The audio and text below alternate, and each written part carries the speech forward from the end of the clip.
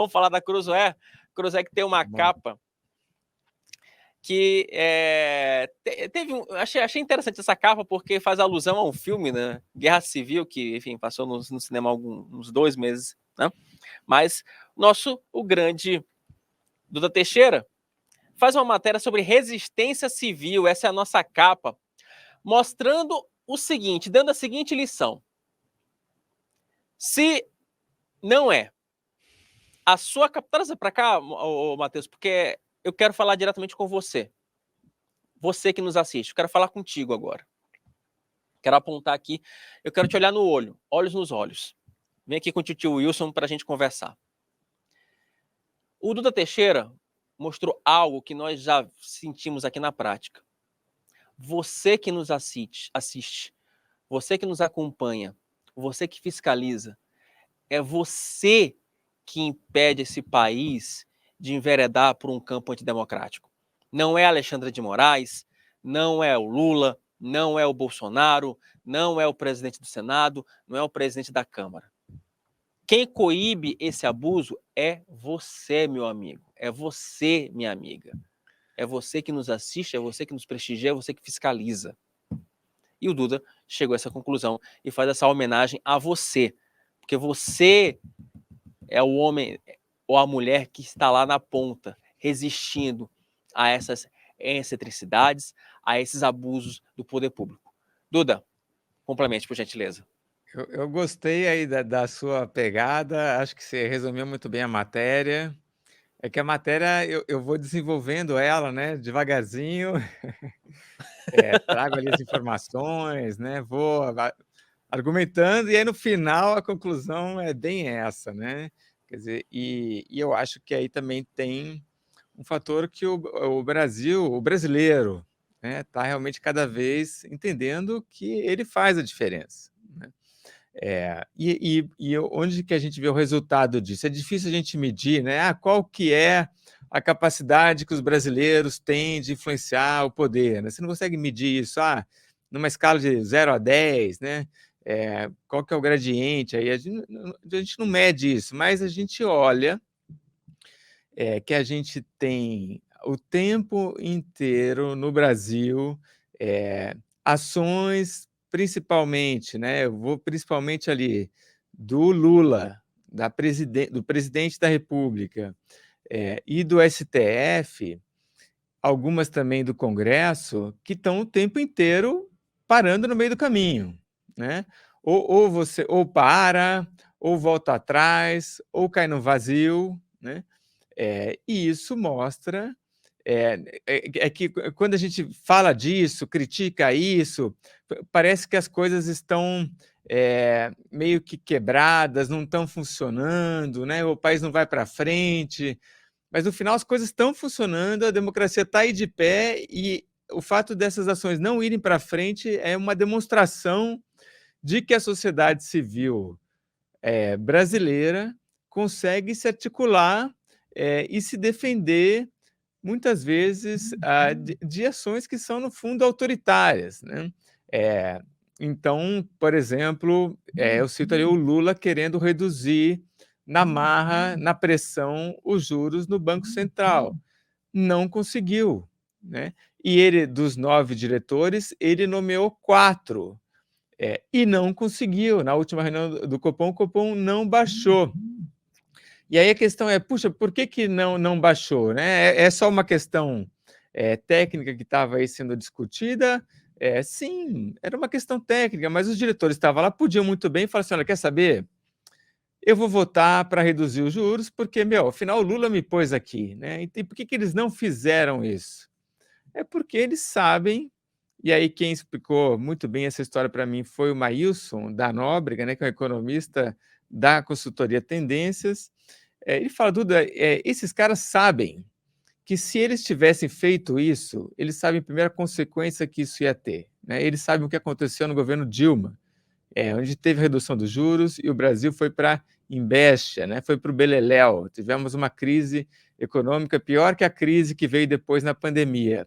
Então, eles sabem o resultado dessas ações e eles sabem que, se eles forem responsabilizados por isso, e a sociedade brasileira está muito inteirada sobre essas discussões do Copom, taxa Selic, juros desce, juros sobe, o Rodrigo Oliveira falando aqui o tempo inteiro sobre isso, aqui no Papo Antagonista, que se eles são responsabilizados por um desastre, esses caras não arrumam, não são mais convidados para nada, né? Vai ter evento na universidade para discutir política econômica, não vão ser chamados, né?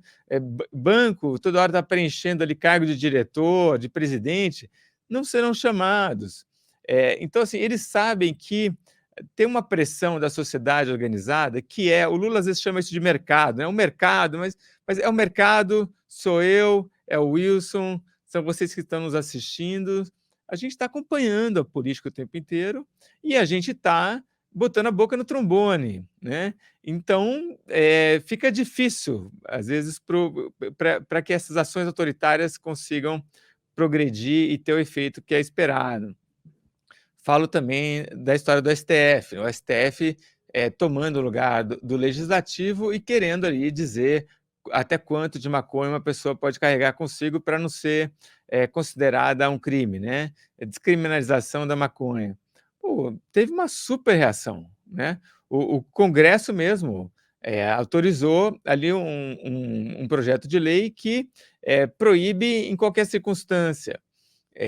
E a reação também da sociedade, né? Que entende claramente, olha, ali tem um abuso, ali estão querendo passar do ponto. Leilão do arroz. Wilson, eu lembrei aqui, eu não coloquei, mas devia ter colocado na matéria, licitação da Secom, né? que você pegou essa daí no pulo. Então, assim, não é só a imprensa que está lá fiscalizando e denuncia, mas são as pessoas nas redes sociais, nas conversas, né? Então, assim, fica muito difícil para um governo querendo ir além do limite constitucional, né? Fazer o que ele quer, porque tem uma pressão enorme. O Brasil tem, então, isso claramente as pessoas que eu entrevistei falam isso, essa sociedade civil organizada, ainda que a gente não seja tão forte quanto é, por exemplo, a sociedade americana, mas podemos aí já se orgulhar, porque realmente a gente tem tido ótimos resultados evidentes aí quando a gente olha o noticiário das últimas semanas. Exatamente, o Duda. Quer dizer, exemplos não faltam. De novo, deixa eu falar de novo com você, olho no olho. Se bater aquele sentimento de desânimo, você pensar, poxa, o Brasil não vai para frente, o Brasil não sai do buraco, tá difícil. Pense, leia essa matéria do Duda e reflita. A sua opinião, a sua garra, a sua determinação e a sua pressão vale muito mais do que você imagina.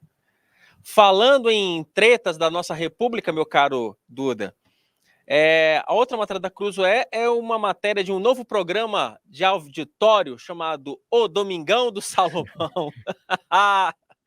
Que maravilha. Conta pra gente essa história direito, Duda.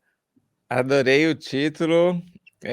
Matéria do Homenagem, nosso olha, Wilson Lima. o título é do nosso Alexandre Borges, tá? Então, assim, Ah, é? vamos dar o devido crédito ao nosso grande Alexandre Borges, mas enfim, desse novo Legal. programa televisivo.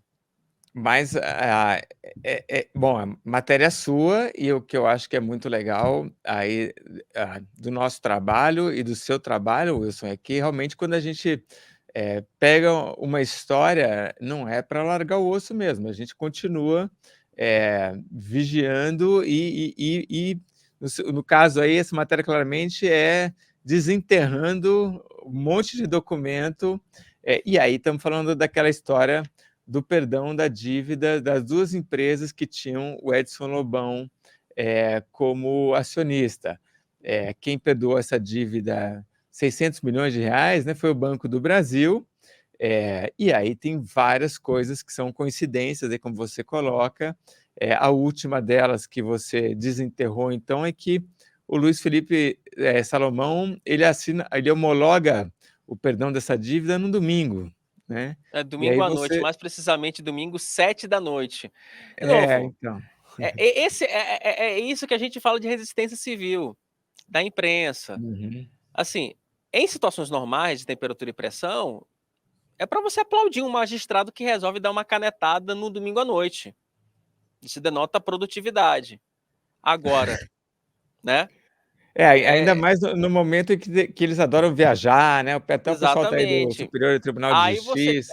Aí você tem um acordo judicial de grandes proporções em que o magistrado resolve aquela pendenga no domingo à noite, aí você já fica, opa, peraí. Né? Aí É, ficam aquelas perguntas, né? E o Banco do Brasil, ao invés de esclarecer, manda uma nota para cá, para a redação, dizendo, olha, isso aí é tudo delação, cuidado, porque se você publicar fake news, vocês vão estar sendo alvo de ação judicial. Essa foi a resposta do Banco do Brasil. Mas, enfim, jornalismo tem dessas coisas, né, meu amigo? foi uma resposta ali intimidatória, né? Mas no final a gente fazia, puxa, mas o que eu fiz de errado, né? Será que eu não estou fazendo só o meu trabalho de jornalista, de buscar informações, de tentar checar, de consultar o Banco do Brasil, né? Qual que é o problema, de repente, né, de estar fazendo isso? Claro, né, se alguém comete um erro, responde processo e tem direito de se defender, mas colocar isso numa notinha, como eles colocaram mandando essa nota para a gente, é claramente uma tentativa, né, de nos intimidar e não conseguiram o que eles queriam, né. Como sempre, né? Nosso Guimedes faz uma matéria chamada Um Congresso a R$ 95.000 por minuto. Peraí, Duda, vamos lá. Deixa eu ver. É isso mesmo? O Congresso Nacional custa para mim, para você, para a nossa audiência, R$ 95.000. De novo, R$ 95.000. É isso mesmo, Duda? É isso mesmo, isso daí foi um trabalho do ranking dos políticos, eles fizeram esse levantamento, em países, diversos países, né, também pegaram os países do G7, então fazem comparações com Argentina, Venezuela, Estados Unidos, os países europeus, e o Brasil é o congresso mais caro da América do Sul. E não só traz esses números, né, dos gastos, mas faz esse comparativo que também é muito interessante, porque o Congresso brasileiro ele é caro, considerando que o Brasil não é um país muito rico, né? Nós somos um país em desenvolvimento. Então, quando você olha também a porcentagem do que esse valor do Congresso representa do PIB, é um valor muito alto, né? Então, por exemplo, nos Estados Unidos, o custo do Congresso é mais alto que o nosso. Quando você olha lá em dólar, eles gastam mais que o Congresso dele. Tá bom, mas a economia brasileira, a economia americana é várias vezes maior do que a nossa, então não é um peso tão grande. E outra régua aí que o ranking dos políticos usou para analisar esses dados todos é, é comparar a renda do brasileiro com a renda dos parlamentares. E aqui a renda do parlamentar é 15 vezes maior do que a renda de um brasileiro médio. Nos Estados Unidos é 2. Né? Então, assim, você também ter esse custo tão alto num país que não tem uma economia muito rica e num país desigual como o Brasil, aí realmente, claramente, a gente está passando do ponto. A gente deveria ter um Congresso mais eficiente, de melhor qualidade e também mais barato. Eu fiz aqui um exercício prático para a gente ter uma dimensão disso. Eu achei, enfim, abri aqui um site de ofertas e aí eu vejo o que eu consigo comprar, qual carro que eu poderia comprar com R$ 95.000. Eu poderia comprar uma Jeep Renegade usada, um Arizo 6 usado, um furgão Renault usado, uma Toro usada, por aí vai, Fiat Pulse usado, né? Então, assim, até um Jeep Compass usado. Dá até para comprar um Audi A3. Audi A3 1.4 aí, ó. Ou seja, o nosso congresso vale por minuto um Audi A3 usado. Resumo, é isso. Meu caro, outra reportagem que é do Caio Matos, abordando essa polêmica do Biden, né? Um limite para a idade do presidente. E aí, tem idade para ser presidente, Duda? Nos Estados Unidos tem uma idade mínima, mas não tem uma idade máxima, ainda que as pesquisas lá digam que acho que 79% dos americanos acham que tem que ter, sim, um limite de idade máxima para você se candidatar à presidência. É muito difícil que alguém por lá aprove alguma coisa assim, porque esse tipo de proposta teria que passar por emenda constitucional. Nos Estados Unidos, diferente do Brasil, elas são raríssimas, acho que foram 21 até agora, e você só consegue aprovar isso com uma maioria qualificada no Congresso. Então, não tem chance de os parlamentares americanos criarem uma regra desse tipo. Além do mais, quando você propõe uma coisa assim, isso pode ser visto como tipo etarismo, né? Olha só, as pessoas têm preconceito em relação aos idosos, e a população idosa americana está crescendo bastante, e eles são muito ativos, são influentes, então também pegaria muito mal. Agora, a discussão, o Caio aborda isso muito bem, não é tanto a questão da idade em si, né? Se é 78, se é 81, se é 85 anos, mas a capacidade cognitiva do presidente de exercer o seu cargo. E aí ele traz alguns exemplos históricos. Um que eu achei muito interessante é essa história do Woodrow Wilson, que teve um derrame e ficou meio que escondido. O que estão fazendo com o Biden agora, de esconder o Biden, né? Porque o Biden, o Partido Democrata, a equipe do Biden super escondendo o Biden. Então, assim, ele só dá entrevista para jornalista muito amigo, ele vai dar um discurso, 4 minutos só, aí ele fala, dá uns comícios, fala em eventos privados de arrecadar fundo, ele está sempre lendo o teleprompter, tudo assim, para evitar que as pessoas vejam o óbvio, né? Que ele realmente não está em condições, está com dificuldade de raciocinar, está com dificuldade de memória, e aí eles querem esconder isso do público. E isso aconteceu na época da Primeira Guerra, acho que logo pós da Segunda Guerra, que o Woodrow Wilson tem esse derrame, e quem passa a governar no lugar dele é a esposa dele, né? Eu lembro que em 2016, quando a Hillary estava tentando ser a candidata do Partido Democrata, falava isso, né? Puxa, mas será que a Hillary, se vencer, vai ser a primeira mulher presidente dos Estados Unidos? E tinha muita gente que falava assim, não, tinha a mulher do Woodrow Wilson que já foi presidente, né? Ela nunca teve esse cargo, mas de fato ela governou porque ele não estava em condições. Tá certo, Duda. Deixa eu dar uma aceleradinha aqui, Duda, que temos aqui a entrevista com o Hugo Tadeu. O Brasil precisa de uma agenda para a competitividade. Entrevista do nosso Rodrigo Oliveira, não é isso?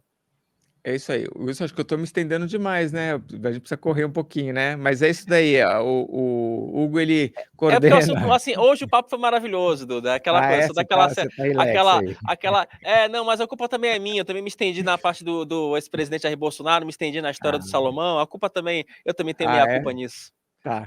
Mas É porque é o seguinte, sabe o que aconteceu, é, Duda? Assim, é. deixa eu contar um bastidor para você aqui. É porque hoje, quando o nosso, cadê o nosso Rodolfo Borges aqui no fundo aqui? Tá ali, deixa eu, ó, pronto, tá aqui, ó. Levanta o bracinho aí, ó. Tá ali o nosso Rodolfo Borges. Em homenagem ao Rodolfo Borges aqui, eu trouxe um lanche para redação, rapaz. Então ninguém Olha está que apresentando o simpatia, jornal hein? hoje com fome, exatamente. Aqui teve croação para todo mundo. Olha Então, aí. então aqui ninguém está com fome, entendeu? Só que eu fico pensando agora, eu preciso me lembrar de você e do Alexandre Borges, que eu não sei se ele já almoçou, né? É. Porque o Alexandre, coitado, ele tá desde 5 da manhã fazendo uma cobertura brilhante sobre as eleições lá no Reino Unido. Então, eu não sei se o Alexandre já almoçou. Então, eu preciso também liberar o Alexandre hoje mais cedo, porque ele precisa almoçar, precisa descansar. Nosso guerreiro Alexandre Borges. Então, só por isso que ó, vale o esclarecimento. Prossiga, Duda.